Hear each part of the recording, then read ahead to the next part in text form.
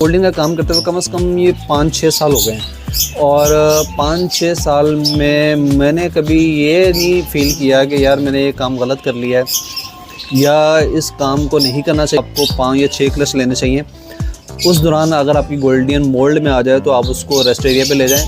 उसी केज में आप दूसरा पेड़ लगा दें ताकि आपका जो है सर्कल जो है ना स्टॉप ना हो। मैंने फ़लाँ दिन इनको ये डालना है, फ़लाँ दिन इनको ये डालना है, फ़लाँ दिन ये डालना है, उसकी भी वीडियो बनी पड़ी है, आप जाके उसको देखें कि पूरा वीक का शेड्यूल कैसे है। वो शेड्यूल फॉलो करें। मेरा नहीं ख्याल कि आपकी गोल्डन को कोई प्रॉब्लम हो सकती है। भी माहौल ऐसा दें कि आप ऐसा एनवायरनमेंट रखें कि सारा साल अगर आप टेम्परेचर मेंटेन कर सकते हैं तो फिर आप सारा साल गोल्डन से ब्रीड ले सकते हैं। अगर आपका बहुत ज़्यादा सर्दी है तो गोल्डन थोड़ी सी ब्रीड।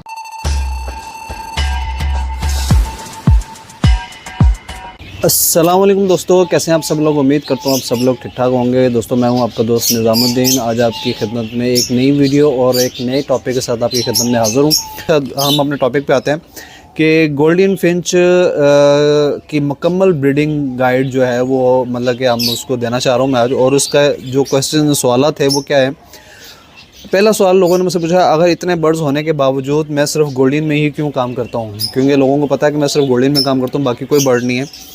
तो उसकी वजह ये है कि मैं साथ साथ इसका जवाब भी देता रहता हूँ। एक सवाल करूँगा और साथ उसका जवाब भी दूँगा। तो देखें, मैंने बहुत सोचा और मैं ये गोल्डन का काम करते हुए कम से कम ये 5-6 साल हो गए हैं और 5-6 साल में मैंने कभी ये नहीं फ़ील किया कि यार मैंने ये काम गलत कर लिया है या इस काम को नहीं करना चाहिए था। मुझे लबर्ड को लगाना चाहिए था और वो कॉकटेल लगाना चाहिए था, बजरी लगाना चाहिए था और बड़ा बर्ड लगाना चाहिए था। उन सब के अपने अपने मसाइल हैं और मैं समझता हूँ कि बेसिकली मैं 5-6 साल से गोल्डन का काम कर रहा हूँ। मैंने सारी चीज़ें रखी हैं, लबर्ड भी लगाया और गोल्डन पहले मैंने बजरी का काम भी किया और डव का भी बहुत काम किया। सब मैं समझता हूँ कि गोल्डन एक ऐसी चीज़ है जिसकी कभी कीमत बहुत ज़्यादा गिरती नहीं है। कितनी गिरेगी गोल्डन? अभी मेरा ख्याल है कि पिट के भी गोल्डन का रेट जो है ना वो भी तकरीबन इतना मिल रहा था कि आपका दाना पानी पूरा हो रहा था।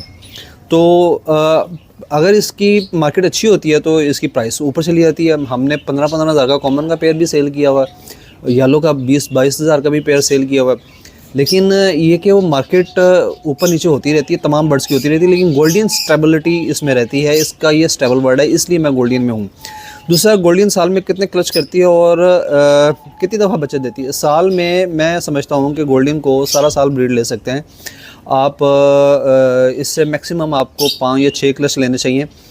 उस दौरान अगर आपकी गोल्डन मोल्ड में आ जाए तो आप उसको रेस्ट एरिया पे ले जाएं। उसी केज में आप दूसरा पेड़ लगा दें ताकि आपका जो है सर्कल जो है ना स्टॉप ना हो। तो मैं कोशिश ये करता हूँ कि मैं अपने जितने मेरे कम से कम भी 25 से 30 बॉक्स जो लगे हुए गोल्डन के लिए मखसूस हैं, तो उसमें से 5 क्लच लेने के बाद मैं पेयर को निकालता हूँ, सेपरेट रेस्ट एरिया पे ले जाता हूँ और रेस्ट एरिया में मेरे ऑलरेडी बर्ड तैयार होते हैं तो वहाँ से बर्ड उठा के उसमें डाल देता हूँ। तो मेरा जो सर्कल है वो साल साल चलता रहता है। तो ये और कितने क्लच देती है, मतलब वही क्लच की बात आ गई कि सारा साल आपका 5-6 क्लच लें।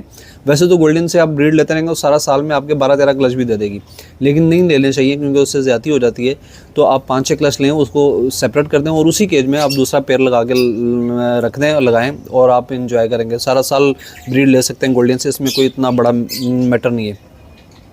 अच्छा, आप गोल्डन के सेटअप से कितना कमाते हैं ये डिपेंड करता है कि आपके पास क्या ब्रीड लगी हुई है। अगर मेरे पास सारा लोकल लगा हुआ है तो लोकल के कम से कम मेरे पास 400-500 बच्चा आ जाता है और 400-500 के बाद मिनिमम ब्रोकर का भी रेट लगा लें तो आप हिसाब लगा सकते हैं कहाँ बात जाती है। तो अगर वही मेरे पास अच्छी ब्रीड लगी हो, ब्लू लगाओ, इनो लगाओ, रेड आई लगाओ, सेटन लगाओ, ब्रोनो लगाओ और ब्लू इनो लगाओ, तो फिर आपको पता है उनकी प्राइस बहुत ज़्यादा है, वो लाखों में है। तो अगर मेरे पास सारी पेयरिंग ऐसी है तो डिपेंड करता है कि आपके पास चीज़ क्या है, जितना गुड़ डालेंगे उतना मीठा होगा। तो इसमें भी आप लबर्ड की तरह बहुत अच्छी कमाई कर सकते हैं। आपके पास जितना बड़ा सेटअप है उतनी अच्छी कमाई कर सकते हैं। अच्छा, ये चौथा सवाल है, गोल्डन की ब्रीडिंग एज क्या है और कब ब्रीड के काबिल होती है। गोल्डन की ब्रीडिंग एज जो है वो तकरीबन 6 माह से इसकी ब्रीडिंग एज स्टार्ट हो जाती है। 6 माह से ये ब्रीडिंग के लिए तैयार होता है, लेकिन कोशिश करनी चाहिए कि आप इसको 8 माह 9 माह ज़रूर दें। मेरे पास जो बर्ड फॉर सेल होते हैं मैं तकरीबन उनको 10 माह से ऊपर जाके फिर मैं उनको कहता हूँ ये ब्रीड के काबिल हैं और फिर मैं सेल करता हूँ। और आपको भी पता है कि मैं पट्ठे सेल ही नहीं करता, मैं बड़े बर्ड सेल करता हूँ। उसको 10 माह 8 माह 9 माह 10 माह उसकी केयर करनी पड़ती है, उसकी टेक केयर करनी पड़ती है, फिर जाके वो सेल होता है। अच्छा, 5वां सवाल है, लोग कहते हैं गोल्डन मरती बहुत है, इसके बच्चे नहीं पलते, सर्दी से कैसे बचाएं? सीधी हवा। अच्छा, अब ये है कि लोगों का सही वैलिड सवाल है कि गोल्डन मरती बहुत है, इसकी टेक केयर कैसे की जाती है। बेसिकली मैं आपको बताऊं, गोल्डन 5 साल हो गए मुझे, अल्हम्दुलिल्लाह बड़ा बोल नहीं बोलता, लेकिन मेरा बर्ड बहुत कम मोर्टालिटी रेशियो है, बहुत कम। उसकी वजह है कि मैं टेक केयर बहुत ज़्यादा करता हूँ, पूरा वीक का शेड्यूल है, मेरी वीडियो देख लें, पूरा वीक का शेड्यूल है कि इनमें फ़लाँ दिन ये देना, फ़लाँ दिन देना। लोग क्या गोल्डन रख तो लेते हैं लेकिन टेक केयर कर नहीं पाते हैं। तो जो मेहनत करता है वही उसका फल पाता है, जो मेहनत नहीं करता, जिसने सिर्फ ये सोच लिया है कि यार मैंने गोल्डन लगा लिया, मैंने पैसा लगा लिया और वो खुद ब खुद ब्रीड करेगी, ऐसा कुछ भी नहीं होगा। उसके लिए आपको टेक केयर करनी पड़ेगी। मेरा पूरा वीक का शेड्यूल है कि मैंने फ़लाँ दिन को ये डालना है, फ़लाँ दिन को ये डालना है, फ़लाँ दिन ये डालना है। उसकी भी वीडियो बनी पड़ी है, आप जाके उसको देखें कि पूरा वीक का शेड्यूल कैसे है, वो शेड्यूल फॉलो करें। मेरा नहीं ख्याल कि आपकी गोल्डन को कोई प्रॉब्लम हो सकती है। गोल्डन नाजुक ज़रूर है, लेकिन एक और चीज़ करना है, बेसिकली मैंने अपना शेड पैक किया हुआ है, मेरा सारा साल जो है ना वो शेड पैक रहता है। सर्दियों में मैं पैक रहता है और थोड़ा सा बहुत कम, मेरा ख्याल है कि दिसंबर एंड, अब दिसंबर शुरू हो गया, कोई हीटर वोटर नहीं है अंदर, तो दिसंबर एंड पे जाके या जनवरी के स्टार्ट में जाके या जनवरी का पूरा महीना हो सकता है मैं थोड़ा सा वो हीटर चलाऊंगा, वो भी जापानी हीटर, तो वो भी 3-4 घंटे चलाता हूँ, उसके बाद बंद कर देता हूँ। ये तो नहीं कि मैं सारा दिन हीटर चलाता रहता हूँ। मेरी गोल्डिंग में कुछ नहीं होता अल्हम्दुलिल्लाह, इसमें कोई सर्दी की ठंडी हवा सीधी ना लगने दें, क्योंकि शेड मेरा पैक होता है। इस तरह आप भी कर लें, आप भी सारा साल इससे ब्रीड ले सकते हैं और आपकी गोल्डिंग में कुछ नहीं होने वाला। लोग क्या करते हैं, गोल्डिंग ले लेते हैं, खुली हवा पड़ रही होती है, तो उसने तो मरना है, वो तो इतनी सी चिड़िया जान है, उसने तो मर जाना बेचारी ने। तो उसकी टेक केयर करें, फिर इंशाल्लाह कुछ नहीं होने वाला इसको। अच्छा जी, गोल्डन का बच्चा कितने माह में सेल्फ हो जाता है? गोल्डन का बच्चा कितने माह में सेल्फ होता है? कुछ बच्चे जो हैं तकरीबन 2-2.5 माह में ये सेल्फ हो जाता है, लेकिन मैं इसको सेल्फ उस वक्त समझता हूँ जब इसके ये चोंच के इर्द गिर्द जो डॉट्स हैं वो सारे के सारे जब रिमूव हो जाते हैं, फिर गोल्डन का बच्चा सेल्फ होता है। उसको मैं कहूँगा कि ये बच्चा सेल्फ हो जाता है। अच्छा जी, बच्चा अलग करने के बाद क्या एहतियात है? बिल्कुल ठीक सवाल वैलिड है कि बच्चा जब आप बैंगनी से पलवा रहे हैं, तो अव्वल तो मैंने एक वीडियो बनाई हुई है कि जब बैंगनीज़ को बच्चे देने हैं, जैसे ही बच्चे निकलते हैं रोनिवेट 12% लगा दें, क्योंकि बैंगनीज़ बैक्टीरिया कैरियर है। तो वो जब बच्चों को फीड कराएगा तो वो बैक्टीरिया शिफ्ट हो जाता है। तो रोनिवेट 12% से ये होगा कि वो बैक्टीरिया शिफ्ट नहीं होगा बच्चों के साथ, बच्चे बड़े अच्छे आपके पलेंगे। जैसे ही आपके एग में से बच्चे निकलना शुरू हो जाते हैं, आप 6-7 दिन का कोर्स रोनिवेट 12% का करवा दिया करें। और अब बच्चा अलग करने के बाद भी आप रोनिवेट 12% का कोर्स करवा दें, तो इंशाल्लाह बच्चे आपके बड़े अच्छे हेल्दी पलेंगे। बच्चे एडल्ट कब होते हैं? अब एडल्ट तो यही है कि आप तकरीबन 2.5 माह बाद, 3 माह बाद बच्चे एडल्ट हो जाते हैं, लेकिन ब्रीड के काबिल नहीं होते। ब्रीड के काबिल 7-8 माह बाद जाके होते हैं। अच्छा, गोल्डन का माहौल कैसा देना चाहिए, किस तरह का एनवायरनमेंट होना चाहिए? ये मैं पहले बता चुका हूँ कि अभी माहौल ऐसा दें कि आप ऐसा एनवायरनमेंट रखें कि सारा साल अगर आप टेम्परेचर मेंटेन कर सकते हैं तो फिर आप सारा साल गोल्डन से ब्रीड ले सकते हैं।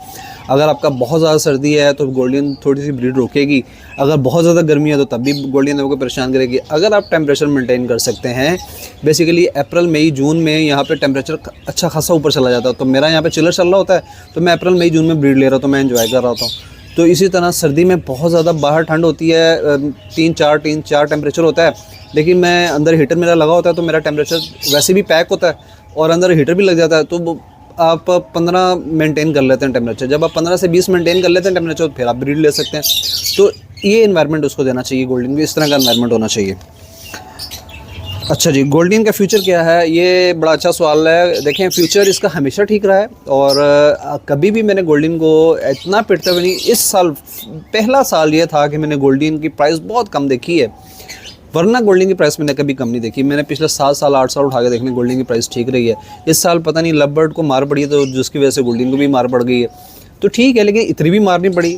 लवबर्ड को ब्रोकर ले भी नहीं रहा था, लेकिन गोल्डन फिर भी ब्रोकर ले रहा था। तो मेरा ख्याल है कि इसका फ्यूचर अच्छा है। मैं अभी भी गोल्डन में ही काम कर रहा हूँ और आने वाले सालों में भी गोल्डन में ही काम करता रहूँगा। अच्छा, नया फैंसर गोल्डन से डिसहार्ड क्यों है? वो इसलिए डिसहार्ड है नया फैंसियर के, वो नया फैंसियर जब भी इसमें कूदता है ना गोल्डन में, वो अभी बड़ी पता की बात बताने लगा हूँ कि नया फैंसियर जब भी गोल्डन में आता है तो वो गोल्डन परचेज़ भी कर लेता है, उसकी टेक केयर भी कर लेता है, सारा कुछ कर लेता है, लेकिन वो वेट नहीं करता। वो कहता कि यार वो शुरू में उसको प्रॉब्लम आ रही होती हैं, बच्चे मर गए, वो कहेगा यार इसके तो बच्चे मर जाते हैं, गोल्डन भी मर जाती है, बच्चे पालती नहीं है, उसको फलां करना पड़ता है, ये करना पड़ता है, वो करना पड़ता है। ये सारा कुछ सीखें।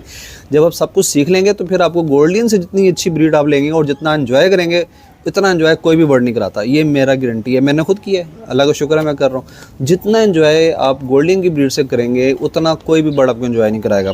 तो गोल्डन का फ्यूचर अच्छा है, कोई ऐसा मसला नहीं है। न्यू फेंसर भी सिर्फ इसलिए डिसाइड होता है कि वो वेट नहीं करता। वो अगर कोई 4-5 गलतियाँ होती हैं, देखें एक चीज़ मैं आपको बताऊँ, गलती करता है तो उसका मतलब इंसान ने कुछ सीखा है, तो गलती करेगा तो सीखेगा।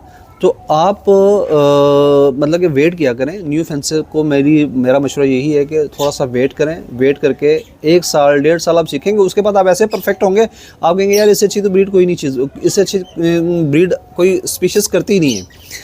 अच्छा जी, फिंच फार्मिंग सबसे अच्छा काम, अच्छा फिंच फार्मिंग बिल्कुल सबसे अच्छा काम है। और मैं समझता हूँ कि बजरी तोतों से और डब फार्मिंग से, बाकी बड़े तोतों से सबसे अच्छी जो मेरी नज़र में है वो फिंच फार्मिंग है, सबसे अच्छा काम है।